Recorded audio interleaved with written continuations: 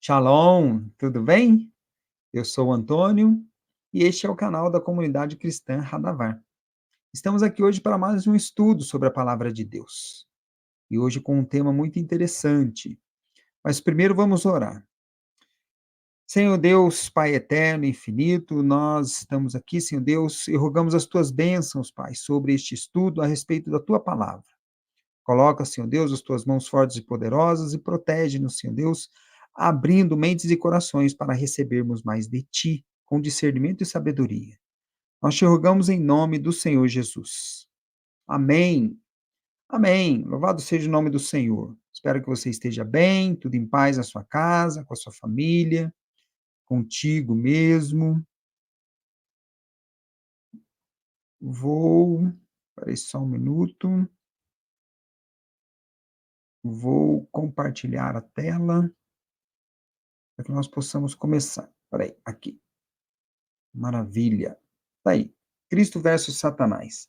É um tema curioso, interessante. Nós vamos abordar justamente a passagem das tentações de Cristo no deserto. Nós vamos tomar de referência Mateus capítulo 4, mas essa passagem também está em Marcos capítulo 1 e Lucas capítulo 4. Em Lucas capítulo 4 tem detalhes bem próximos de Mateus. Agora em Marcos ele somente cita, tá bom? É isso, Mateus capítulo 4. Então foi conduzido Jesus pelo Espírito ao deserto para ser tentado pelo diabo. E tendo jejuado 40 dias e 40 noites, depois teve fome. E chegando-se a ele o tentador disse: Se tu és o filho de Deus, manda que estas pedras se tornem em pães. E ele, porém, respondendo, disse: Está escrito: Nem só de pão viverá o homem, mas de toda a palavra que sai da boca de Deus. Então o diabo o transportou à cidade santa e colocou-o sobre o pináculo do templo. E disse-lhe: Se tu és o filho de Deus, lança-te de aqui abaixo, porque está escrito que aos seus anjos dará ordens a teu respeito, e tomar-te-ão nas mãos para que nunca tropeces com o teu pé em alguma pedra. Disse-lhe Jesus: Também está escrito: Não tentarás o Senhor teu Deus. Novamente transportou o diabo a um monte muito alto e mostrou-lhe todos os reinos do mundo e a glória deles. E disse-lhe: Tudo isto te darei se prostrado me adorares. Então disse-lhe Jesus: Vai-te, Satanás, porque está escrito: Ao Senhor teu Deus adorarás e só a ele servirás. Então o diabo o deixou, e eis que chegaram os anjos e o serviam. Glória a Deus. Maravilha. É isso. Também vou falar sobre alguns pontos, mas nós não vamos entrar especificamente em cada uma das tentações, né, dessas três, apenas abordar alguns pontos, para que nós possamos compreender ali o contexto e apenas a título de introdução sobre essa passagem tão importante nos evangelhos. Em primeiro lugar, é importante lembrar que o contexto ali, a ocasião, melhor, foi logo em seguida ao batismo de Jesus no Rio Jordão pelo João Batista, por João Batista. João Batista batizou, o Espírito Santo desceu sobre o Cristo e ali ele foi conduzido. Né? Aí entra o versículo 1 do capítulo 4. Então foi conduzido Jesus pelo Espírito ao deserto. Né? Ele recebeu o Espírito e a partir dali ele foi conduzido pelo próprio Espírito ao deserto. Isso nos mostra o seguinte: desde o começo e durante todo o tempo em que Jesus começou, teve o seu ministério, né, ele foi conduzido pelo Espírito. As suas ações, as suas manifestações, as suas palavras, em tudo ele foi conduzido pelo Espírito. O Espírito Santo esteve com ele durante todo o tempo. Isso é muito importante. E o segundo detalhe aí no versículo 1 está aí, ó, para ser tentado pelo diabo. Ele foi conduzido ao deserto para ser tentado pelo diabo. Isso é importante porque ele mostra para a gente o seguinte: Jesus não foi ao deserto simplesmente para orar, ele não foi ao deserto simplesmente para jejuar, para meditar, ou seja lá o que for. Houve uma finalidade específica para que ele fosse conduzido pelo Espírito ao deserto. Qual é essa finalidade? Para ser tentado pelo diabo.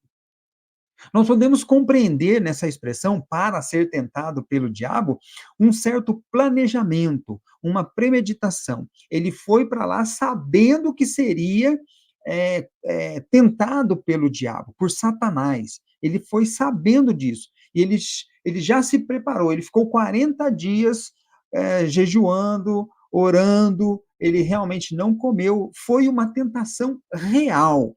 Ele se preparou para isso. No versículo 2, ele fala: e tendo jejuado 40 dias e 40 noites, depois teve fome. Foi no finalzinho desses 40 dias que justamente o diabo apareceu para ele e fez ali, e promoveu, né, provocou as tentações sobre o Cristo. E Cristo, obviamente, venceu. Né? Ele foi tentado pelo diabo de uma forma planejada, fazia parte da missão dele na terra, ser tentado pelo diabo para que ele pudesse demonstrar a sua superioridade, nós vamos falar disso um pouco mais adiante, para que ele pudesse demonstrar a sua superioridade, vencer o diabo nas mesmas condições que nós, seres humanos, temos aqui na Terra. Né? Ele foi tentado e venceu. Isso garantiu a missão messiânica de Cristo aqui na Terra. Ele, como o ungido de Deus, como o Mashiach, o Messias, ele foi vitorioso nesse confronto com o diabo. Né? Isso é muito importante, mas que ele sabia, sim, ele sabia, ele foi conduzido pelo Espírito, porque ele seria realmente tentado pelo diabo. Né? Durante esses 40 dias e 40 noites, ele teve fome, obviamente, no finalzinho.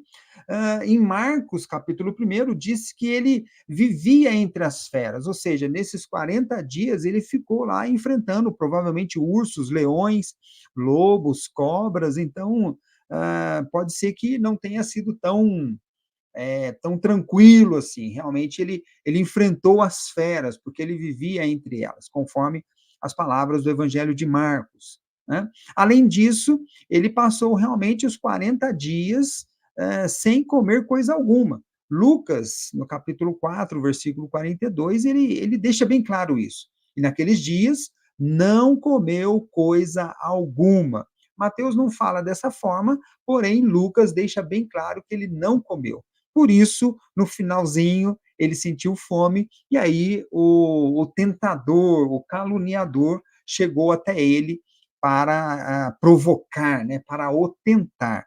Logicamente, eu creio, né, nós podemos colocar isso em termos de estudos, que Satanás talvez acreditasse que o Cristo pudesse cair, mas nós acreditamos que não. O Cristo sempre foi vencedor desde o começo dos tempos. Né? Ele sempre foi, e ali ele deixou bem claro que ele venceu. Né? Ele venceu Satanás. A tentação propriamente dita, né? As tentações propriamente ditas. Todas elas foram três, né? Todas elas, vamos dizer assim, abordaram temas relacionados à natureza humana. A fome, né, na primeira, porque Jesus teve fome, então ele já falou, já começou logo com isso. Se você está com fome, por que você não transforma essa pedra aí em um pão para você comer? É muito interessante fazermos um paralelo com a tentação da serpente sobre Adão e sobre Eva, e principalmente sobre Eva no Jardim do Éden, porque lá eles também estavam buscando um alimento, né, o fruto da árvore proibida. A diferença é um contraste gritante entre o casal primordial que estava no jardim do Éden, um jardim com tudo que poderia ter à sua disposição, e ali Cristo estava sozinho e num deserto. Né? E mesmo assim, a tentação começa com o alimento, com a fome. Talvez lá no jardim tivesse tudo à disposição, inclusive os alimentos, o acesso ao ser humano, né? O acesso do ser humano aos alimentos estava realmente franqueado. Agora aqui não, o Cristo foi ao deserto e isso demonstrou ainda uma dificuldade ainda maior, e mesmo assim ele venceu. A segunda tentação foi relacionada a fé, porque ele levou o Cristo para o pináculo do templo, uma parte mais alta, né, e ali ele falou: "Olha, pula daqui", né, porque Deus falou que, isso é o Salmo 91, né, o Satanás aí, bem ardiloso, citou o Salmo 91, porque ele dará ordens a teu respeito e vai te pegar na mão para não deixar você tropeçar em pedra alguma. Então, numa situação como essa, se você se lançar daqui, os anjos vêm te buscar, né? Cristo acreditava que não era preciso aquilo, né? Então, essa questão da fé, da fidelidade, né, de Cristo em relação a Deus, da lealdade do Cristo em relação ao Pai eterno, então, isso daí fez com que ele vencesse, citando também outras coisas, né? Cristo foi superior em todos os sentidos. Cristo foi superior, porque por mais que Satanás tivesse citado as Escrituras, Cristo também citou como uma interpretação errada, né? Satanás usa a palavra ali de uma maneira deturpada, distorcida, para que pudesse realmente testar a Deus. Nessa segunda tentação. Então, de uma maneira geral, Cristo foi superior em todos os sentidos. Agora, existe uma tentação, um ataque, melhor dizendo, que Satanás usa nas duas primeiras tentações, em que ele fala: se tu és o filho de Deus, faz isso. Ali ele estava junto com a tentação propriamente dita, ele estava atacando o orgulho, estava atacando a questão de Cristo poder usar o poder, os seus poderes, vamos dizer assim, celestiais, a seu serviço. Se tu és o filho de Deus, transforma aí a pedra em pão e come. Ele vai trabalhar realmente o poder de Deus que estava nele, que Deus operava tudo através dele. O poder de Deus que estava nele para satisfazer um desejo humano, pessoal, não, Cristo não iria fazer isso. Cristo iria saltar do alto do templo para que também pudesse satisfazer realmente o seu desejo de poder, para que os anjos viessem pegá-lo? Não, Cristo não faria isso. A sua fidelidade ao Pai é realmente superior a isso daí. Na terceira tentação, Satanás não usa isso, porém o orgulho continua sendo trabalhado em todo o tempo. Como eu disse, na primeira tentação, Satanás procura, né, atingir o corpo, justamente visando as necessidades do Cristo que estava com fome. No deserto, sozinho, isolado, ele estava com fome. Na segunda tentação, ele tenta acessar a alma do Cristo, porque ele ataca ali a fé, a fidelidade do Cristo a Deus. E na terceira tentação, ele ataca o espírito, porque ele exige do Cristo a adoração. Ele mostra todos os reinos da terra e a sua glória, e depois fala: se você se prostrar e me adorar, a adoração ali vem do espírito. Se o espírito se curva em adoração a Satanás, ele está ali, né, caindo, ou seja, o espírito foi atacado. É uma tentação do corpo, uma da alma e uma tentação do espírito. Muito importante isso daí para nós percebermos. Porém, a vitória ela vem de uma forma arrasadora e também maravilhosa. Na vitória, Cristo usa uma estratégia, um conjunto estratégico único. Ele usa na sua vitória a sua obediência ao Pai, ele usa a sua fidelidade a Deus e ele usa a arma de todas as armas, a palavra de Deus, para toda e qualquer tentação do maligno sobre a sua vida, do diabo, de Satanás sobre a sua vida, Cristo usou como resposta a palavra de Deus.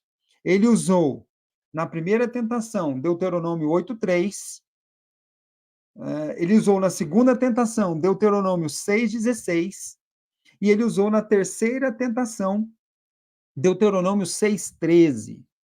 Isso aqui é maravilhoso. Por quê? Porque nós vemos o Cristo sendo obediente a Deus, e ele citou a lei, ele citou a Torá. Nós vemos o Cristo sendo fiel, ele tinha a palavra de Deus à sua disposição.